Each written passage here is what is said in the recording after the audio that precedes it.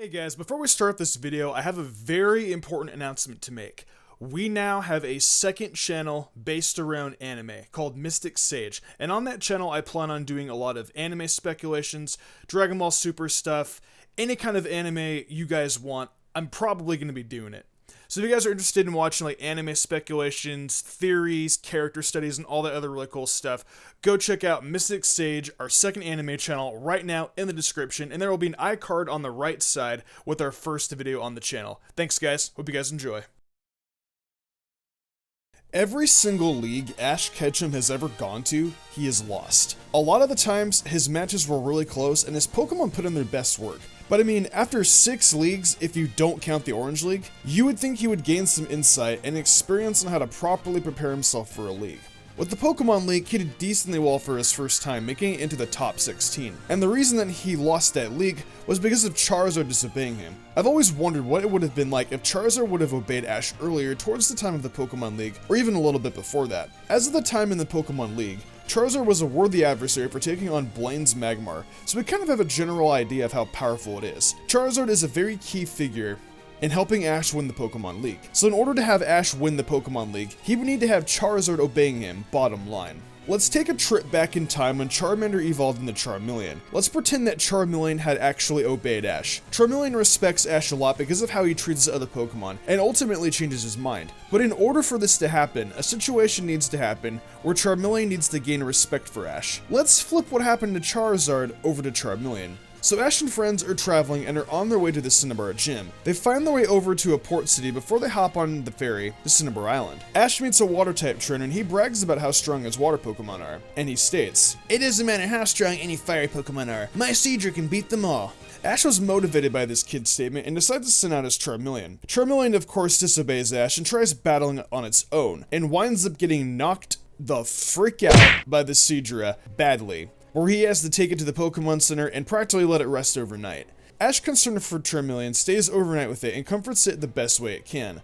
A couple hours pass and Charmeleon wakes up and sees Ash lying down near it. This makes Charmeleon realize that Ash may not be an experienced trainer, but he's got a good heart and actually cares for his friends. The next morning, Charizard tells Ash it wants to rematch again and basically implies the message that he is willing to obey him. Ash then challenges the trainer again and is able to beat the boy and his Seadra. After winning the match, Ash makes his way over to the Cinnabar Gym and challenges Blaine. It's a match between Charmeleon and Magmar. Magmar at first overwhelms Charmeleon, but eventually during the middle of the battle, because of the intensity, Charmeleon evolved into Charizard.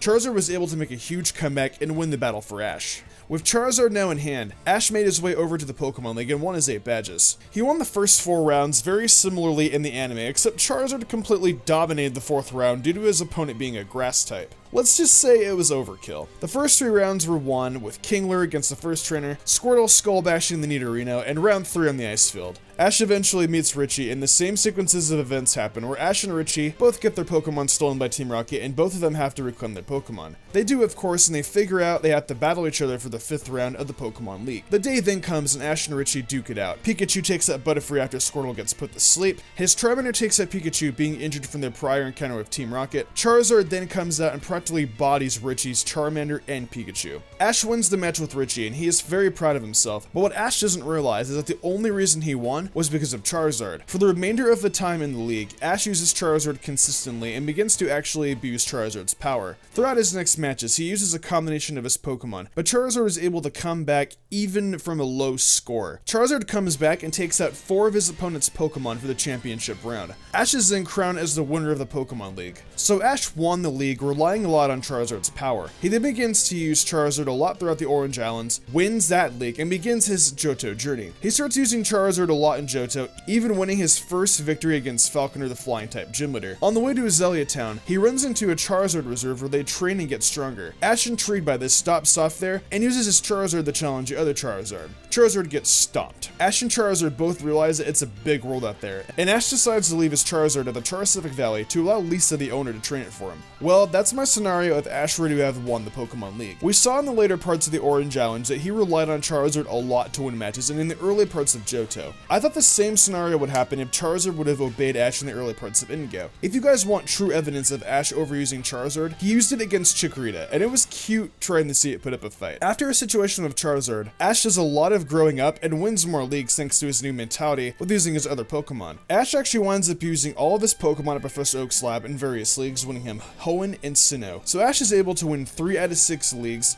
he participated in just from using his other Pokemon. Charizard is used, but not that frequently. Anyways, that was my scenario for if Ash would have won the Pokemon League. Would you guys have done anything different, and do you think Charizard is that much of an impact for him to have actually won the league? Share your thoughts in the comments below. If you did enjoy this video, be sure to leave a like, and why not subscribe to my channel for more what-if scenarios and other kinds of scripted content with the notifications on, of course, so that way you guys know whenever I upload. I think that's pretty much gonna wrap it up here, though. I hope you guys did enjoy. There will be more what-if scenarios in the future, that's for sure. Anyways, I'm Mr. Gumbrian, and I will see you in the future for some more awesome Pokemon content.